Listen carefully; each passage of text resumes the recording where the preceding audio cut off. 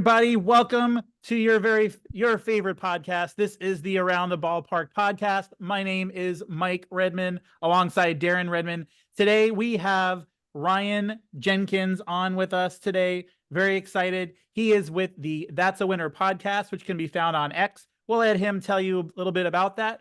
But before we do, Darren, you have a few words for our listeners? Attention, every person in America, not just Palm Bay, literally everyone. Let's be honest. We know April 15th is the tax deadline day, but so many of us, we file extensions or we forget there's oversights or 1099. But if you have tax troubles, Nashville Tax Solutions has got you covered. Whether you're behind on returns, you're facing a lien, or you just need expert advice because you think that you forgot to file something got lost. Their team's ready to help. Hear what a lot of the clients have had to say. Chris Bennett, who owns National Tax Solutions, and his team save people from financial nightmares. They're knowledgeable, they're clear, and they're compassionate. So please don't let taxes stress you out. Reach out to Nashville Tax Solutions today. Call 615-502-2250. Visit NashvilleTaxSolutions.com or email info@NashvilleTaxSolutions.com. Nashville Tax Solutions, where resolution is achieved. Thank you, Darren. And again, thank you, Chris Bennett, Nashville Tax Solutions, for all that you do for the local community. And for those listeners that have reached out to you, Chris, it's awesome to see what you're doing there and the folks there at Nashville Tax Solutions. So Ryan, thank you so much for joining us. The team, just a little backstory before you kind of introduce yourself. Myself and Darren are Met fans, so we are envious of you and all the championships that the St. Louis Cardinals have had over the years. We could only aspire to one day be like you. Ryan, if you can go ahead and quickly introduce yourself and a little bit, what you do and about that podcast. Well, my name's Ryan. I have a counterpart in Josh, who is always with me, and sometimes Kyle as well. We are all diehard, born and raised St. Louis Cardinals fans. None of us grew up in St. Louis. None of us live in St. Louis. I'm originally from Evansville, Indiana. Josh is originally from Arkansas, outside of Memphis, and Kyle is originally from Illinois, in Southern Illinois. Cardinals fans come together from many, many miles away. I know Mets land, it can be a pretty small area in which millions of people can find out and go to games. But Cardinals fans stretch really, really far. And so we've put together a collection of people with some backgrounds in podcasting and radio and TV, and to produce a really, really good podcast on air, on YouTube, all over the place about Cardinals. So that really specifically to that, we bring on broadcasters and different people. A friend of mine is an Atlanta Braves broadcaster. We bring him on, all kinds of different people that we always try and connect with about Cardinals-centric ideas and really get into why we are happy or sad. Usually I'm the one who's very realist. Josh is the more negative one, and Kyle would be the really, really negative one. But I am more in the middle, to be more of the one that hones us all together as like, all right, let's not overreact at the moment. Awesome. And so I think a good way to kind of jumpstart this today. So obviously, Darren and myself, the game that'll always stand out to us is the 1986 World Series Game 6. However, in my lifetime, I think the second game for me is also a Game 6, the Texas Rangers St. Louis Cardinals World Series game. Just remembering going back to that, the extra innings, just the back and forth. Like, what do you recall or what do you remember from that particular game? Because I was hooked to every single pitch in that. Well, Game 6, I had tickets to Game 1 of that World Series, and then I had tickets to Game 7. And so Game 6, I said, I'm not going to try and go. What's going to happen? Miss the greatest baseball game ever played?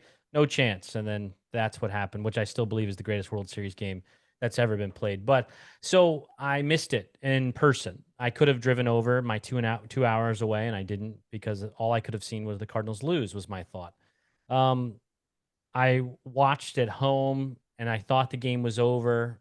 And it was just memories that like, that game is so iconic in the lore of St. Louis Cardinals and David Freese and everything that has happened. And in the actual moments, literally it was given up. I had stopped thinking that there was any chance. And then when the one ball goes off the wall over Cruz's head, then you have a chance. And obviously they tied the game. And then you're back in it, and you're just I'm screaming. Jokingly say that the neighbors heard me screaming, and they think that I'm killing my wife or my dog, or at the time. But then they went down again in the extra innings. Josh Hamilton hits a home run, and the Cardinals go down again.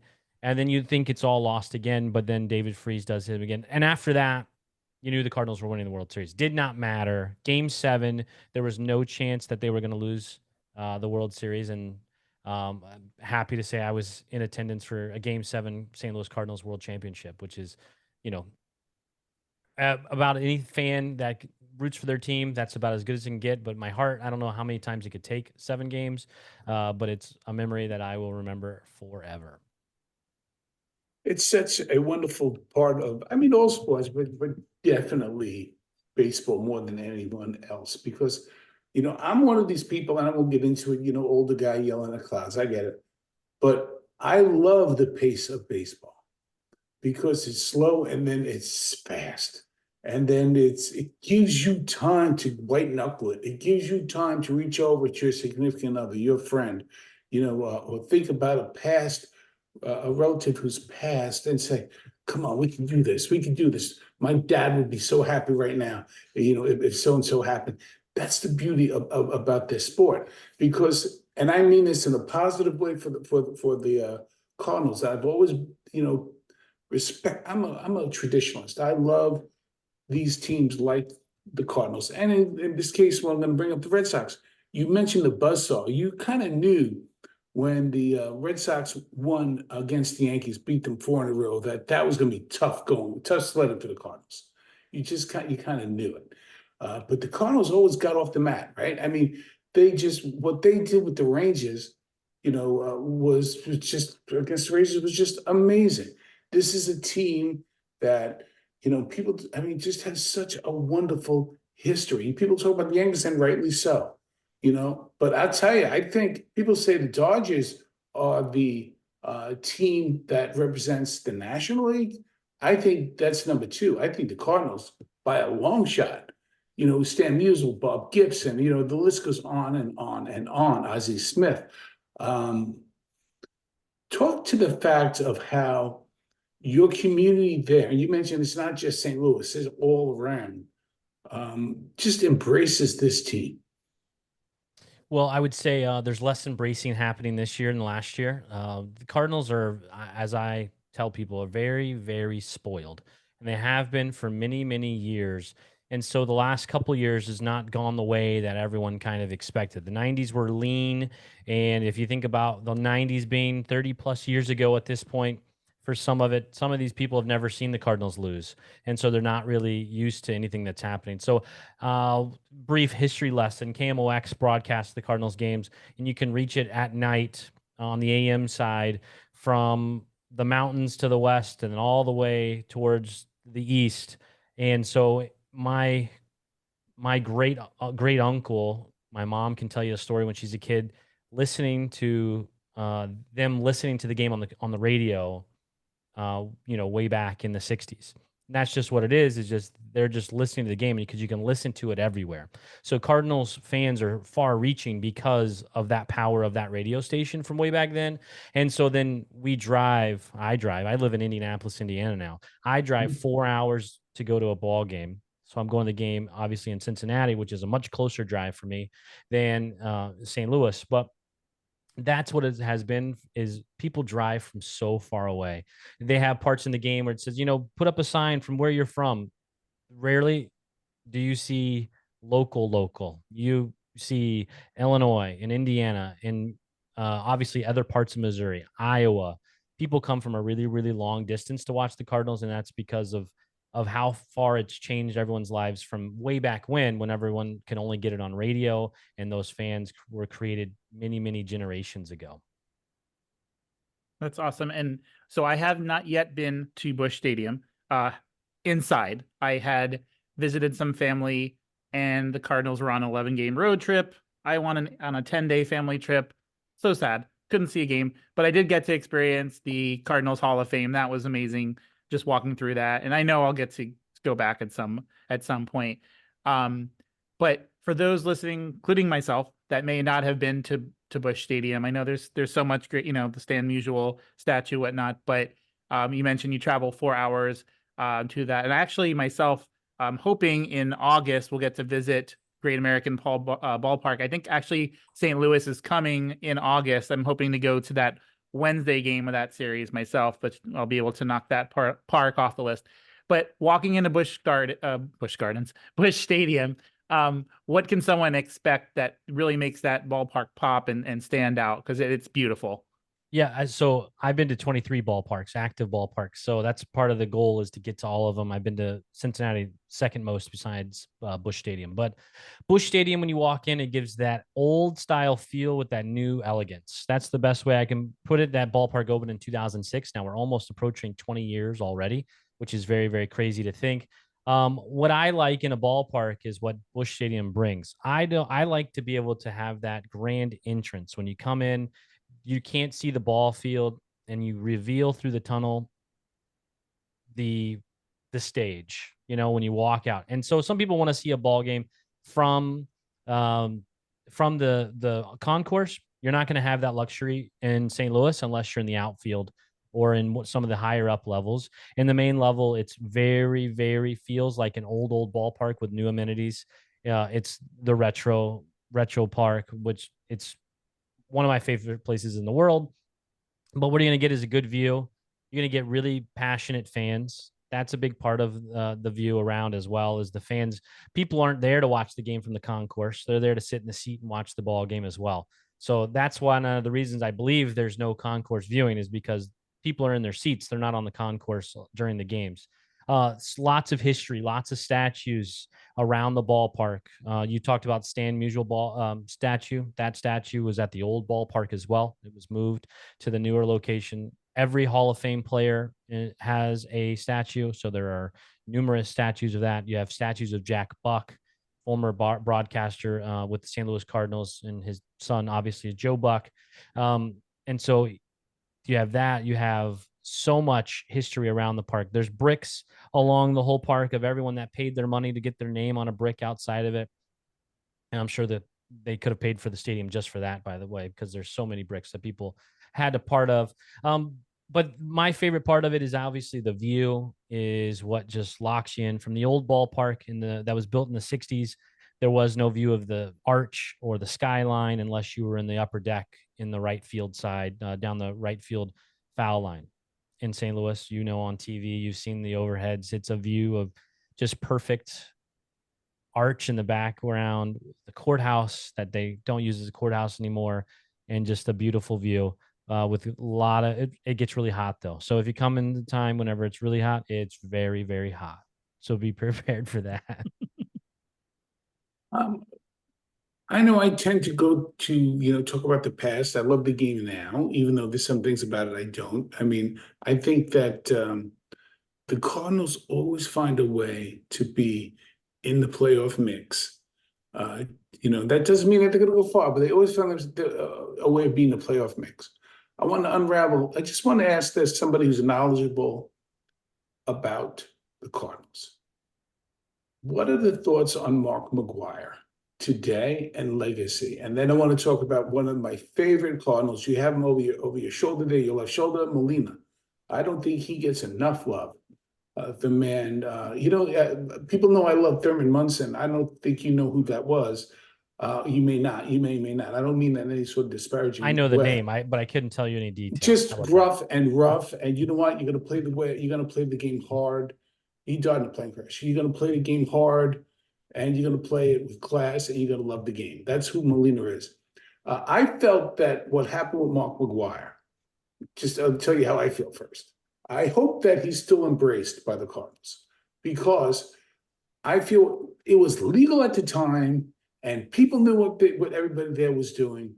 And I just felt it was like the worst kind of gotcha nonsense in the world.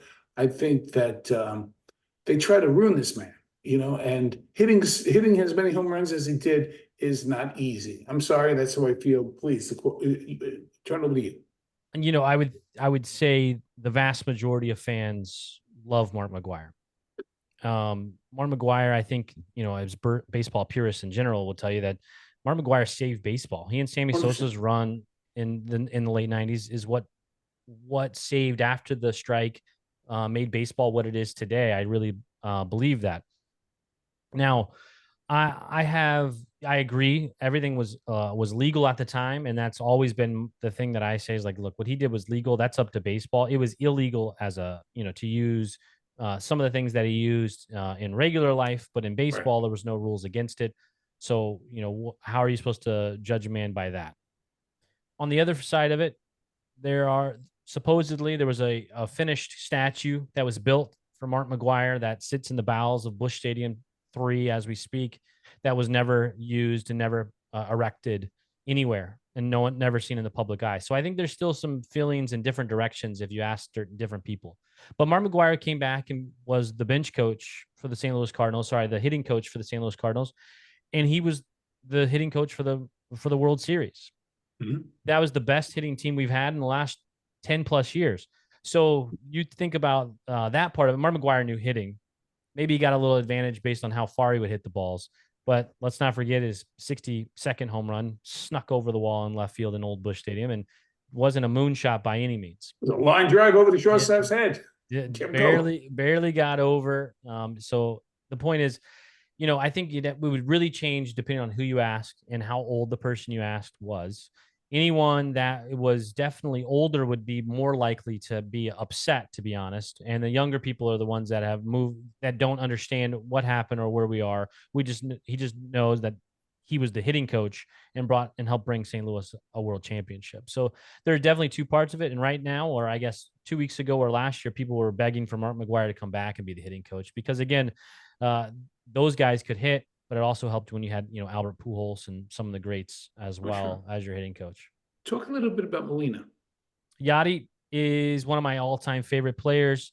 He and Albert Pujols are the first two that I've ever seen grow my entire fandom, right? From seeing them come up to play out their entire careers. Those were the first ones that I can remember to make it all the way through. Yadier Molina to me is a first ballot Hall of Famer, will go in with Albert Pujols' first ballot. I think there are people that didn't think that for a long time, but I think most people are finally getting on board with that. And if that is the case, I will plan to see them together go into Cooperstown whenever that happens in 4 years from now. Yachty was just a general. I think most people, if you asked them right now, they would like him to be the Cardinals manager right this moment, take over today. Right. He had, some weird things happen towards the end of his career, and priorities got a little mixed up at times. But I think Yadier Molina is the best catcher, one of the best catchers of all time, best catcher in Cardinals history, even with Ted Simmons, who's in the Hall of Fame. Oh, so good. Yeah, I just think that his ability was focused on catching first, and then became very, very important in being one of the most clutch hitters as well. Whenever in big moments, you could always count on him to have a good at bat. He may not run hard to first base, but he would always have a really, really good at bat when it was necessary. And you know what? He was in that lineup every day. Yeah, Set it and absolutely. forget. So, like, when people want to talk about Buster Posey being in a Hall of Fame, I mean, he's not a Hall of Fame catcher. Buster Posey is not. He played so many games as a first baseman. Yadier Molina played like less than 50 games total ever at first base. Yadier Molina is a catcher, and will go down probably as one of the last ones to be a real deal 20-year catcher, and it just won't happen again probably. Oh, agreed. And one thing, so I mean, so you talked a little bit about being spoiled earlier. Now, I just want to touch on the first basemen in Cardinal history. It's like they grow on tree. Like, I mean, granted, he was known more for Met, but you have Keith Hernandez, Mark McGwire, and Albert Pujols, and Paul Goldschmidt. Now I know he's not performing this year. Talk a little bit about that, like in terms of just, I mean, to know, like you pretty much year after year, there's that guy there, the longevity of some of these people.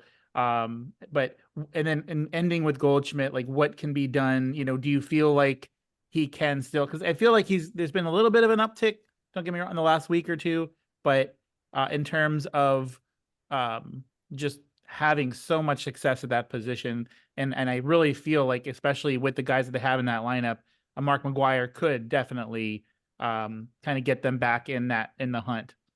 Yeah, I think one thing is Keith Hernandez is loved by Cardinals fans still. He's still a big part of what they believe in, and they still have him as a red jacket. They still honor him as much as possible because he was really, really good. And so I even, especially the older fans, they still love Keith Hernandez, and they wish that he never left. But to go, to Mark McGuire from there, and obviously Albert Pujols, it is just luck, but I don't think it's actually luck. I think it's planned luck because Albert Pujols came up as a third baseman. Albert Pujols played a lot of left field, and they knew for longevity purposes this guy was really, really good. Where can we stick him for a long time is going to be first base. And I think you're going to see that similar going forward. I think Paul Goldschmidt's time probably before this year would have gotten him another contract, but I think 2 years now of mediocre play leads you to believe that it's permanent and not just a blip on the radar. He's 2 years plus removed from a MVP, but his last month and a half as an MVP, he almost blew it because he had such a bad stretch down the end. I believe the Cardinals will put in Jordan Walker or someone like that that's on this roster that they have issues playing with holes to be able to be the first baseman going forward. And if they do re-sign Paul Goldschmidt, it would be for a 1 year or so deal. But I do believe that this is probably his last year. They won't re-sign him. And then they would try and put a Jordan Walker, Nolan Gorman, one of the young guys that they really believe in that are really positionless, or they're just trying to fit in to go and be first base and then continue that legacy. And I think that's a big part of it. That legacy, I think, is people think, wow, luck, or how did it end up? I think it's because they have hitters, and like, let's find a place that they can play. And first base is usually the easiest one, but it's something you can learn whenever you have really good mentors behind you that can teach you the game as well. Yes, and so I'd like to kind of touch on the current roster a little bit if we could, but even before doing that, one guy that I got to see a lot of this spring was Victor Scott the second. And I know, batting average was what it was and whatnot, but it might be one of the fastest human beings on the planet. So I think a lot of people, especially like with Jackson Holiday, a lot of people are jumping off the cliff already, and it's kind of ridiculous. I still feel like this guy is the real deal, and he'll get the seasoning down there that he needs. Might have been called up a little bit too early, but just what you've seen maybe from the spring for Cardinal fans to really sink their teeth into, because I really feel like this guy's going to be part of their future. Yeah, you have to think the Cardinals' only reason he came up was because they had to bring someone up. Tommy Edman is who's slated to be their center fielder, who is injured and is now on the 60-day IL. Victor Scott is a year or two early. I mean, he's really too soon, and that's why he was batting 086. But he's so good in the outfield. His sprint speed, like you talked about, is so unbelievable. I mean, he can steal an unbelievable amount of bases. I mean, if you think about some of the fast guys in the league over the last few years, I can't think of any at the moment all of a sudden, but if you think about like the guy there was one Billy Hamilton. Hamilton is what I'm thinking of. Victor Scott is faster than him.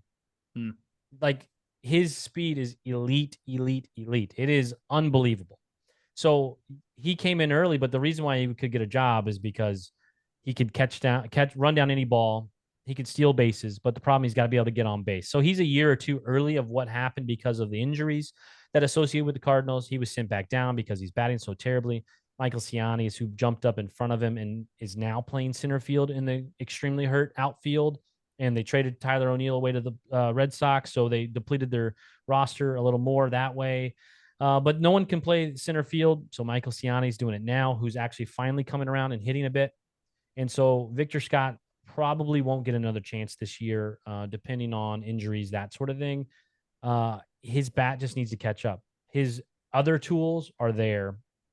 He's got to be able to get on base to be a factor for the Cardinals, but his elite speed will keep him around, kind of like Billy Hamilton, for a long while and give him a chance to get the bat to pick up. Yep. And Darren, I'd like to kind of include you in this part so we look at the starting rotation for St. Louis, and Steven Matz is not having a great year, but typically as Met fans, we have learned to expect someone being released, going somewhere else, doing great. This Yeah, year, for I feel that. example, with the Kansas City Royals, Seth Lugo is looking like Cy Young. But one guy in that rotation, Sonny Gray, is having this resurgence. Not that he really ever dipped, but 6 wins already, 2.87 ERA. Just talk a little bit, Darren, what you know of with Sonny Gray and Steven Matz, and then Ryan, you as well. A couple things. Well, first, I'll start with Gray. I think that Sonny Gray is perfect for St. Louis. They, unless I'm mistaken, they don't go out of their way to boo and trash a player. They'll, whatever criticism, even if it stings, is usually backed up by some sort of understanding of the game. And I think that a guy like Sonny Gray is used to playing in these markets where that's the type of place he's going to excel. I also think that when it comes to Steven Matz, I think he's injured and his best days are behind him. When I say injured, he's often injured. I remember one time I did a meme that was pretty well received a couple of years ago when he was still at the Mets. And I had him, and remember the old Mike Tyson game that you used to have, Michael, with Glass Joe? Yes. Yeah, Punch Out. Punch Out, that's it. I had those two together. And because he's Glass Joe, he's always injured. He means well. He just can't play at the level that he needs to. I would have him in long relief and the occasional starter and let him ride out to the sunset. Yep. Yeah, unfortunately, and Ryan, you probably know this, but Darren as well. There was a time when we had, I mentioned Matz, but Matz was 5, but we had Wheeler, we had Thor, Syndergaard, and we had, we had DeGrom and we had Matt Harvey, and it was like we were never going to lose a game. And the 5 of them never got to pitch 5 consecutive days at any point of their career. It was always one of them or more injured at the time. But kind of in shifting gears a little bit to their lineup, looking it over and whatnot. And obviously, Nolan Arendo and Paul are not having the years. But one guy that is having a good year, the outfielder, Alec Burleson, is having a great year. But, for them to make a run, because they're, anything could happen, especially in that division. We're talking about a division that's pretty competitive from top to bottom, especially Pittsburgh, even now with Paul Skeens and whatnot. But can this Cardinals lineup, and one thing I admire about this lineup, my wife's a big Tampa Bay Ray fan. They change lineups like we change underwear. It's just a different lineup every day. I love looking. If you're a Cardinal fan or just a baseball fan, you look at the box score. They throw that lineup out there a lot. Pretty much most of these guys, and I love to see that. So the consistency. But what do they have to do? Is this lineup good enough to get that second wild card? Because again, that's all it's needed is a second wild card. You win, you get in, and anything could happen. Well, first, this lineup is very good and should be top 10, but it's a construction problem from the top down. This lineup is streaky. Every player is a streaky player. Paul Goldschmidt can lead an entire team for an entire month and carry it. Same with Arenado. Same with Nolan Gorman. Same with Jordan Walker. Same with they're all streaky. And that's a problem when it goes bad. Whenever it goes really, really well, it looks really, really good. And you rattle off like they did 2 years ago, 17 wins in a row. Like it happens because these guys are streaky together. But when it goes bad, you're last in your division. And you wonder why you can't hit because it's a streaky team. Each individual player is streaky. And that's just a poor roster construction is all that is. So if they get hot, this team can win. The Cardinals, when they've won the World Series in 2006 and 2011, were not very good teams. They just got hot at the right time. And that's all this team would need to do to really have a chance to actually make the playoffs. Nolan Arenado and Paul Goldschmidt are going to have to actually be Nolan Arenado and Paul Goldschmidt. They have to hit home runs. Nolan Arenado's numbers are better. He's now hitting in the high 200s, and everything else has come together except the home runs. Both of those guys need to hit the ball out of the park. St. Louis is a difficult park to hit home runs. except until it gets really, really hot, and then it gets a little easier. But kind of like City Field, before they did the renovations, it can be really, really difficult to hit home runs out of that ballpark. It's very, very true. And after they built new buildings in the outfield as well, the jet stream is gone. They've actually are in the middle of doing studies about if they should move in walls and that sort of thing because the jet stream has been so changed. But the offense is really, really good and can be elite in this league and in the all of Major League Baseball. It's just if the guys that are supposed to carry them will. The Cardinals have won 9 of the last 11 games, and none of that is because Paul Goldschmidt or Nolan Arenado. That's because the young guys have been hitting and bringing everything together. So if those two then can on top of do what they're supposed to do, it becomes a very deep and very dangerous lineup. Again, not to be the person who was talking about back in the day, but Whitey Herzog died somewhat recently. What do the Cardinals have planned, or what have they done to remember this man who I think brought championships in class and dignity to this team? Well, I think we were lucky enough on opening day he was there, which I've made it to now 18 or so consecutive opening days in St. Louis. And so Whitey was there, and all of the red jacket guys, so which are going to be the Hall of Famers, they're all there and invited. They ride around the truck in a parade, all the things that go on opening day, which opening day in St. Louis is if one of the best, if not the best in all of baseball, with all the pomp and circumstance, which whenever you go to a game, you always want to win. That game, I don't care if we win every year or not. It's all about the rest of it. And Whitey was there, but Whitey was in a suite because he wasn't doing very well. So he got to be on the Jumbotron, and people all got to cheer and wave to him as he waved back, which was really good because you didn't think about him leaving so soon. But what they've done so far is that there is a patch on the sleeve for Whitey right now. On top of that, I think that they just want to bring him back a little Whitey ball, get some base hits, steal some bases like they did back in the 80s for him. I think that's a big part of it. Besides that, I don't know that they have anything that they're doing or what they're going to do with it. But the Cardinals have lost a lot of legends in the last few years. I mean, Bob Gibson and Lou Brock and Red Shandies and obviously Whitey Herzog, and I'm probably forgetting others, Mike Shannon. So many like legends of the team have been gone just recently, all, Hall of Famers. So I think, the old guard we thought of for so long and how great they are and how we got to represent them every year, then we lost a lot of them so quickly.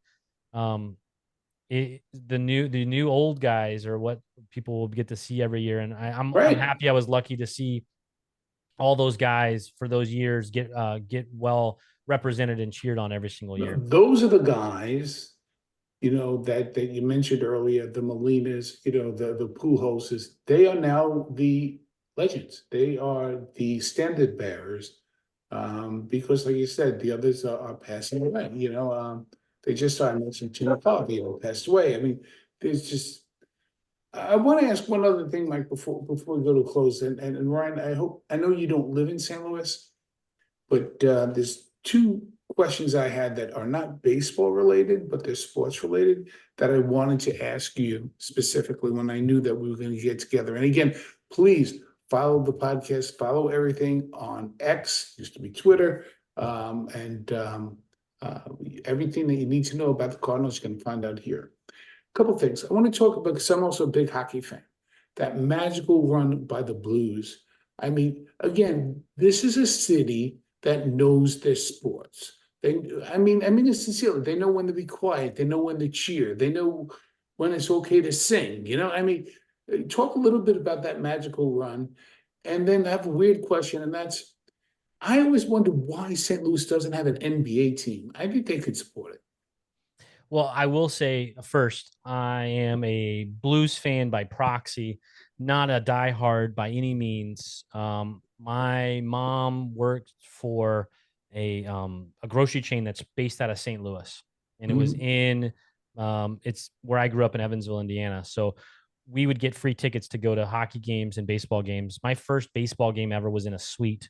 So Nice. like that tells you like I was spoiled from the get-go, and like this is pretty cool. I could do this more often. So my first Blues game ever was in a suite as well. Way back, oh gosh, probably in 96 or so, approximately. And I've always followed the Blues, but never watched them hardcore like I obviously do baseball or football. I'm an Indianapolis Colts fan on the football side.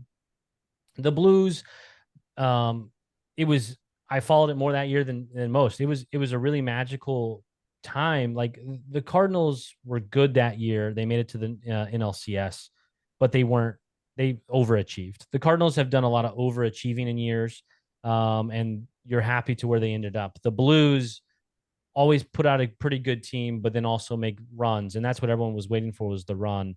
And people got to learn all about St. Louis even more in a different light. St. Louis is a sports town. It really is.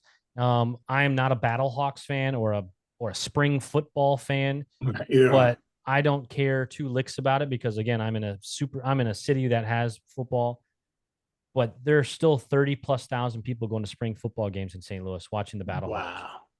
So it's a sports town. They will support any team.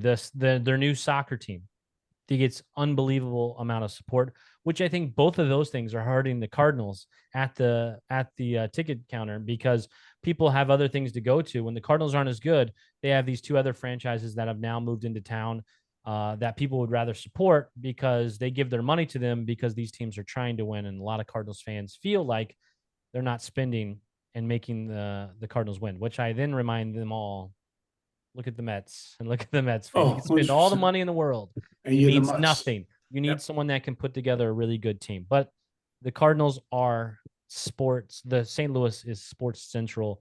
They love sports and supporting their hometown team, whichever team that is. Now the soccer team, the Battlehawks, they'll take any football team, but the Battlehawks is who they have now. I've jokingly said the city should offer the Kansas City Chiefs a new stadium downtown and see if they would bite to move, since the Chiefs are going to move their stadium. But I'm sorry, but the Arizona, Phoenix, whatever you want to call them, Cardinals belong in St. Louis. That's where they belong. Jim Hart and the boys. That was wonderful football. I'm sorry.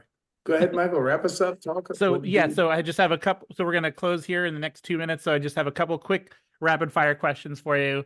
Number one, because I'm a food guy. So I saw that intrigued me. At Busch Stadium, they have homemade donuts. Is that correct? Yes, I had them on opening day. Oh, okay. That's exciting. They were warm even. That sounds good. You mentioned that you 23 ballpark. So what's the one out of the 7 that you haven't been to? What's the one that is like highest priority on that list? Oh man, highest priority. I'm going to Pittsburgh again this year. I've been already, but I'm going to go again. Cardinals. We try to go every year to 4th of July, wherever the Cardinals are playing. We go to that series. So the Cardinals are in Pittsburgh this year. So we're going to go to that. But I would probably like to go to Seattle. I haven't been out there. That's probably like the one. But the easiest one I could drive to is probably Toronto. So that's probably most likely to happen next would be Toronto.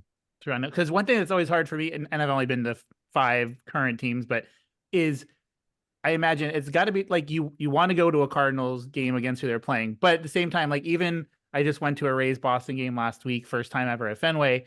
And like, obviously I'm wearing Rays stuff because the wife's a fan, but like I wanted to kind of sing along to this stuff. And we kind of did, but like there might be something to it too, to just see a neutral game. So like you can kind of get caught up in it because, you don't want to always, that's the one thing. It's like, I don't want to always be the guy that in the stands, that's only one cheering for that team. But I feel like St. Louis, if I went, I would just kind of soak it all in. It's not a hard, fast rule for me to go to just see the Cardinals when traveling. If it gives me the opportunity, I want to, but it doesn't mean it has to be for me. For you. But I've had a lot of awesome places that I visited when it wasn't Cardinals games, and I've visited a lot of places awesome whenever it was Cardinals games, and had a great time in many different places. Awesome. And then the very last question as we close, you're wearing it, the Lou. The one topic we've talked about recently, and we pick on the Mets a lot just because right now it is seem like they're more focused on the City Connect jerseys and the Edwin Diaz horn than they are the product on the field with the highest payroll. But looks great on you. Was that you knew right away, no matter, like when you heard they were coming out, were you ready to get it no matter what? Or when you saw that design, you're like, okay, this works for me? So I had the opportunity to ask the DeWitts, who are the owners of the ball club, in 2021 off season. No, I guess 2022 off season, what the City Connects were going to look like. We had an opportunity for a Q&A, and they had said it's red will be incorporated. The red has been in this Cardinals spring training lineup of uniforms for many, many years, and people have said, please give us a red jersey. So they said at that day it wasn't going to be red on red pants and red jersey because it would look like pajamas. So they said, but red will be incorporated. From that day, I have expected the Lou on Birds on a Bat. I have 100% expected this exact jersey. So I knew it was going to look good, and I knew I was going to get it and I got it the day it came out. The only thing different is you can't really see very well. There's the blue Mississippi River lines that are like pinstripes almost, that are blue with squiggles. That was the only thing I didn't expect. And then I kind of expected some arch in it whatsoever. My favorite part of the whole jersey is the patch that is on the side that has the fleur-de-lis, which is in the St. Louis logo, in the St. Louis City flag. The arch is in it as well, and the old school STL from the early late 1800s. This is what I expected on the hat, but the hat is a very blocked letter STL. So you can buy a hat that does have this on the website with the wave lines, which I think should be the hat. But besides that, I love the jersey. I think it looks great on TV. Last night, first time seeing it on TV with against the Cubs, and they got a win in it against the Cubs is always good. So the jersey is spectacular. I love it. I don't love the hat, but I still think it's pretty good. Really good. Yeah, and I've been to the ballpark of the Palm Beaches to see the Cardinals a few times spring training. It's always a sea of red, so it's good to see the red there. Thank you again, Ryan. Again, that's a winner pod is the X handle. That's the winner podcast. Please show them love, show them support. We thoroughly enjoyed this. And until next time, everyone. And again, also Chris Bennett, shout out National Tax Solutions. Thank you for what you do for the community and believing in us here as podcast. And until next time, we'll see you around the ball.